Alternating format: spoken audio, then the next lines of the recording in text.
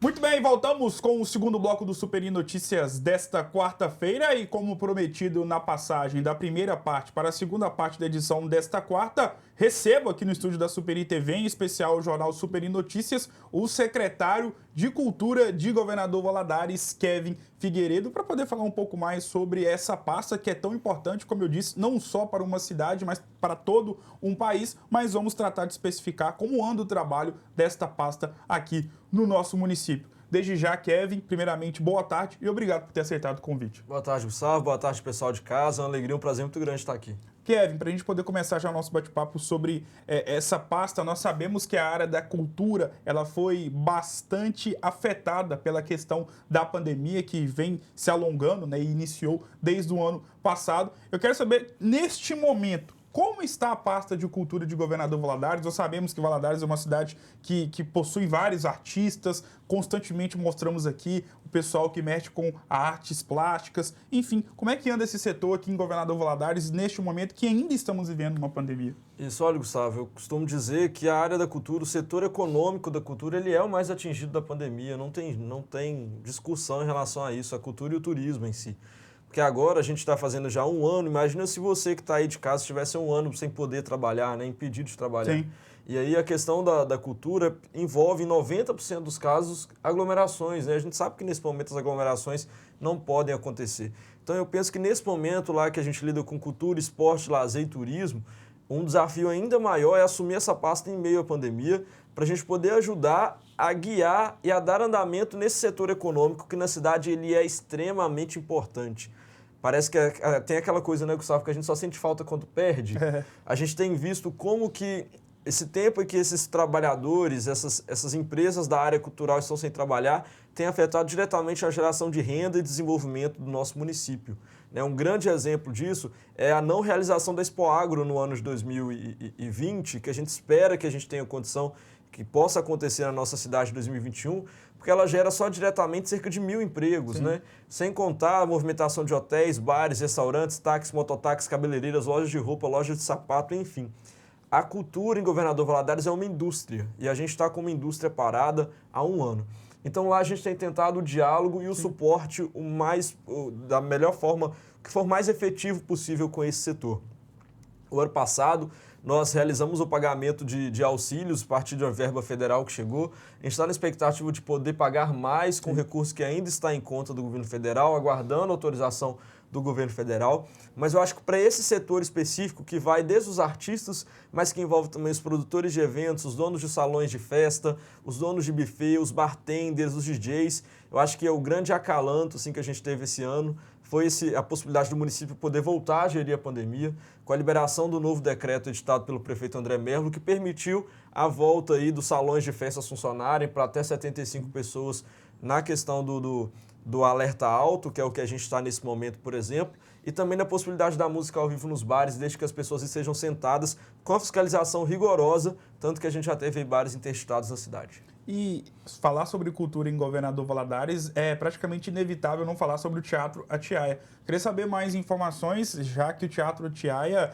ele é para Valadares, assim como é o Democrata, ou até mesmo como é a Ibituruna, né? É praticamente um ponto turístico, exagerando um pouquinho, mas puxando a sardinha para o nosso lado, mas é um ponto turístico aqui para nossa cidade. Nós sabemos que já há algum tempo o Teatro Atiaia está inativo, sabemos que agora está tendo uma reforma, mas como é que anda os passos dessa reforma? E já tem uma data prevista para que ele fique pronto? Sim, o Teatro Atiaia ele é um equipamento cultural, turístico e que faz parte da identidade do valadarense, né? Por mais que você talvez nunca tenha ido ao teatro, mas sem dúvida você usa ele como ponto de referência, né? Ah, perto do Teatro Atiaia. Onde que é o estúdio da Superi? Perto do Teatro Atiaia.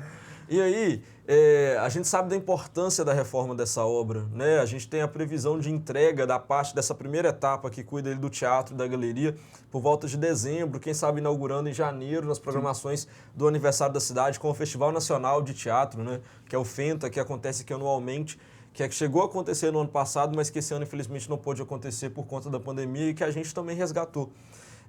Mas um trabalho que a gente está fazendo com os grupos de teatro da cidade, Gustavo, e a gente vai intensificar nos próximos meses, é que eles estejam prontos para utilizar esse novo equipamento. Porque a gente agora vai ter um teatro de primeiro mundo. E a gente precisa que os grupos de teatro eles se organizem, se capacitem, se vejam o seu produto como um negócio, como um produto mesmo a ser vendido, para que ele tenha condição de ocupar esse espaço, né? Porque hoje, por exemplo, os grupos de teatro eles precisam se organizar um pouco mais como empresa para poderem aumentar o ticket médio do ingresso, para terem condição de utilizar um espaço mais moderno, para poder aí conseguir ter retorno e quem sabe aí agora que a gente vai ter um equipamento digno, conseguir sustentabilidade financeira a partir da própria arte que eles fazem. Então a gente vai fazer um trabalho muito grande de empreendedorismo cultural com esses grupos, para quem sabe a gente tenha não grupos amadores, mas empresas da área do teatro, visto que a gente vai ter um teatro aí à altura de empreendimentos desse tipo. Gostaria que você explicasse mais uma vez sobre a questão do auxílio destinado para a área da cultura aqui de Governador Valadares. Nós sabemos, como você mesmo disse, que foi enviado pelo governo federal essa verba. Eu queria saber de você como se deu esse tipo de entrega desse auxílio, desse valor em dinheiro e o que a pessoa precisava ou precisa ainda apresentar, já que você falou que existe a possibilidade e a expectativa de mais um auxílio para o setor da cultura aqui de Governador Valadares. O que a pessoa precisa fazer para poder se identificar como alguém que está ligado diretamente com a cultura aqui na nossa cidade? Isso, né? A primeira coisa que você falou muito bem, quando a gente abre o jornal, tenho certeza que aqui também vocês têm noticiado sobre isso, como que lá em Brasília as discussões sobre novos auxílios estão acaloradas, né? Sim. No caso da cultura, nós temos recursos em conta, aguardando somente que o governo federal vire para nós e fale assim, ok, podem utilizar.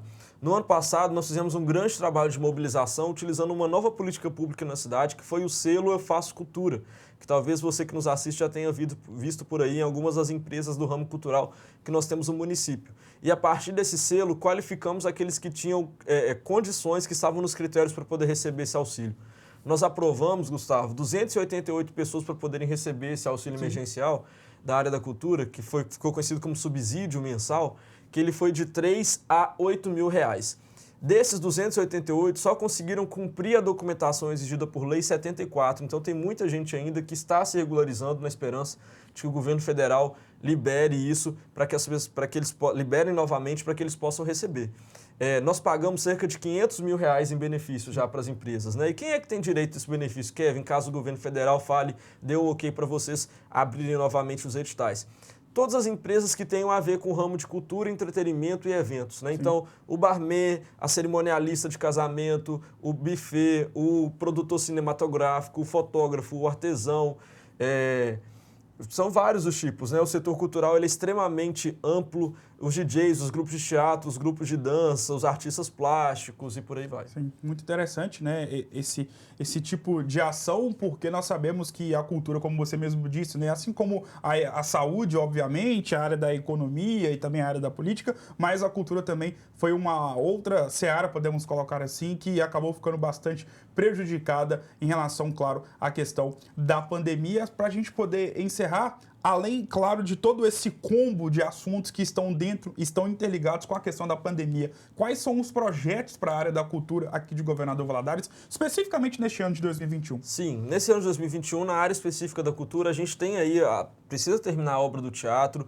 a obra da Açucareira, que também está acontecendo, que vai ser mais um espaço cultural para o nosso município. E dentro da área da cultura, né, principalmente nesse primeiro semestre, a gente quer focar bastante na formação, na estruturação desses grupos, para que eles possam se ver como empresas, para que eles aprendam a conhecer, Gustavo, linhas de investimento que existem na área da cultura, claro, com crédito, com juros reduzidos, para que eles possam fazer investimentos, para que eles consigam fazer investimentos, para conseguirem utilizar o Teatro Atiaia à altura do teatro que está sendo entregue, que vai ser entregue para a comunidade ao final do ano. Então, nesse primeiro semestre, a gente vai focar bastante na formação do setor econômico da cultura, para que eles se identifiquem, se vejam como empresa, se vejam como empreendimentos, para que eles possam aí lucrar e viver daquilo que eles fazem, para que eles possam olhar o seu produto como um negócio. Sim. Mas, além disso, a gente tem novidades na área do esporte, como, por exemplo, a inclusão dos jogos eletrônicos no GEV, né? Nós vamos ter Free Fire no GEV, porque a gente sabe que a gente precisa se adaptar. Claro. A gente vê modernizar, né? Sim, né? E ver como que é um esporte que tem aí, nós temos visto Flamengo, Corinthians, grandes times fazendo times e disputando campeonatos bilionários voltados para o esporte eletrônico. E no turismo a gente quer brigar e lutar cada vez mais para que a gente realmente seja capital mundial do voo livre. Estamos reestruturando totalmente a pasta do turismo para que ele funcione de maneira estratégica, para que a gente tenha as rotas e os roteiros definidos, para que o turista, quando chega em Valadares, ele queira voltar e trazer outras pessoas para cá. Muito bem. Muito obrigado, Kevin, por ter sanado todas as dúvidas, principalmente por se tratar de uma pasta tão importante. Nós sabemos a importância que tem uma pessoa, um grupo, um cantor, uma artista plástica que está ligada à área da cultura, porque nós sabemos que isso movimenta o nome da cidade constantemente. Nós sabemos, você sabe muito mais do que eu, claro. Temos vários artistas aqui de várias áreas aqui da nossa cidade que elevam o nome de Valadares para o estado, para o Brasil e também, claro, para todo mundo. Sem dúvidas, Gustavo. E a gente está à disposição. A nossa secretaria ela está funcionando provisoriamente lá no Centro Cultural Nelson Mandela, visto que o nosso prédio onde a gente fica, que é o Teatro Otiaia, está em reforma.